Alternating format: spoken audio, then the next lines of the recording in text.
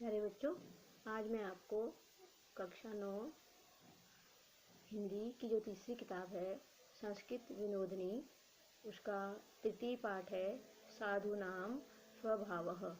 इसका हिंदी अर्थ बता रही हूँ।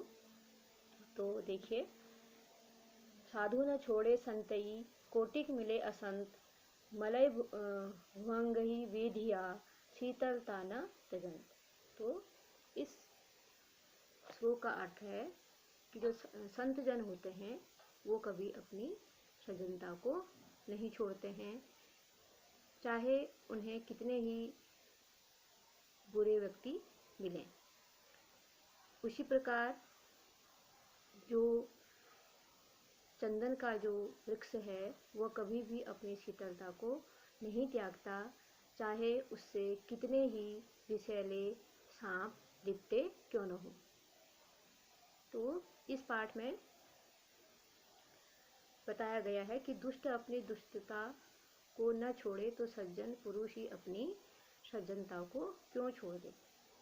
यह इस पाठ में ये बताया गया है। यह एक ऐसा प्रश्न है कि जिसका उत्तर जीवन में कठोर साधना के बिना पाना अत्यंत कठिन है।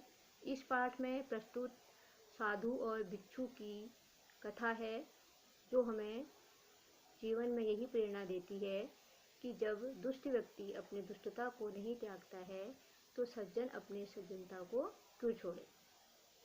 तो देखिए, गंगा तीरे एकः साधु आसीत्।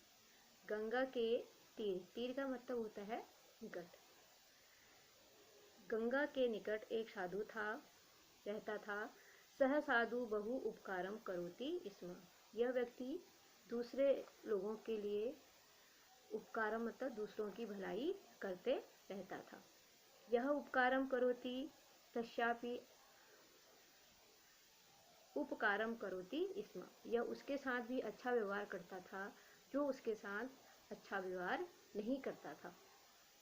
सह गंगा नद्याम स्नानम करोति स्म। वह प्रतिदिन गंगा में स्नान करने के लिए जाता था। एकस्मिन् दिने सह स्नानं कर्तुं नदीं गतवान्।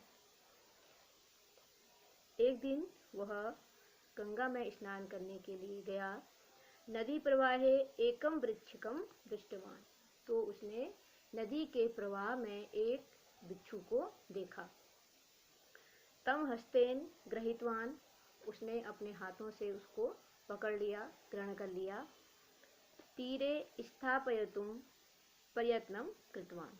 और उसे किनारे करने का प्रयास करने लगा। अपने दोनों हाथों से उठाकर उसे पानी से जो बहाव में बह रहा था उससे उठाकर किनारे रखने का प्रयास किया। किंतु वृश्चिकः साधु पुरुषस्य हस्तम अदसत। अदसत का मतलब होता है डसना। किंतु उस बिच्छू ने उस साधु पुरुष के हाथ में अपना डंक मार दिया, डस दिया। साधु वृश्चिकम त्यक्तवान। और साधु ने उस बिच्छू को त्यक्त मतलब त्याग दिया, छोड़ दिया। वृश्चिकः जले अपतत। और जो बिच्छू था वह अपतत का मतलब होता है नीचे गिर गया, पानी में नीचे गिर गया। पुनः साधु वृश्चिकस्य पीड़ां पश्यन् तं गृहीतवान् हस्ते स्थापयितुं प्रयत्नं कृतवान्। पुनः उस साधु ने उस बिच्छू की पीड़ा को सहन करते हुए दोबारा अपने हाथों से उस बिच्छू को पकड़ने का प्रयास किया। पुनः वृश्चिका हस्तम अदसत। फिर उस बिच्छू ने दोबारा उस साधु के हाथ में डस लिया। एवं अनेक वारम साधु वृश्चिकम गृहीतवान। इस प्रकार अनेक बार उस बिच्छू को उस साधु ने अपने हाथों में उसने अपने हाथों में उसे ग्रहण किया। वृश्चिका अपि पुनः पुनः साधुम अदसत। और जो बिच्छू था वह बार बार अपने डंक उसके हाथों में बार बार उसको वह काटता ही रहा। नदी तीरे एकः पुरुषः आगच्छत। तभी उसी समय उस नदी के किनारे एक पुरुष आया। सह साधुम अवदत। अवदत का मतलब होता है बोलना। वह उस साधु से बोला, साधु महाराज, अयम वृश्चिकः दुष्टः पुनः पुनः दशाति। साधु महाराज, यह दुष्ट बिच्छू आपको पुनः पुनः काट रहा है। भवान किमर्थम तम हस्ते वृथा स्थापयति, और आप किस कारण इसे बेकार में ही इसे अपने हाथों में ग्रहण किए हुए हैं। वृश्चिकम त्यजतु इति, इस बिच्छू को आप छोड़ दीजिए, त्याग दीजिए। साधु उक्तवान, साधु ने कहा, वृश्चिकः शूद्र जंतु, जो बिच्छू है वह एक नीच प्राणी है।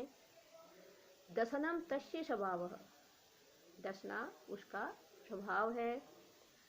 सह स्वस्वभावम न त्यजति, वह अपना स्वभाव नहीं छोड़ रहा है।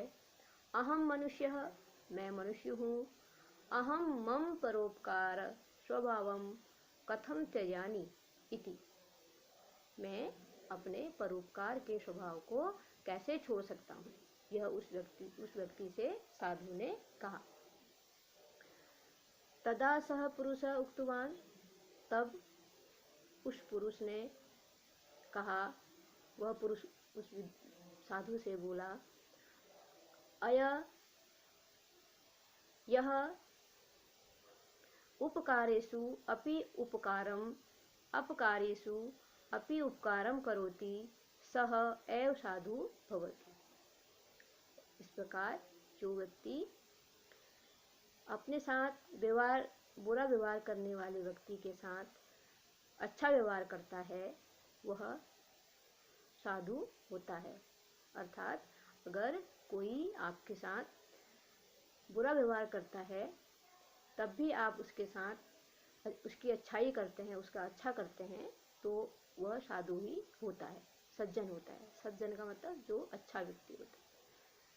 तो इसका अर्थ आप लोग समझ गए होंगे।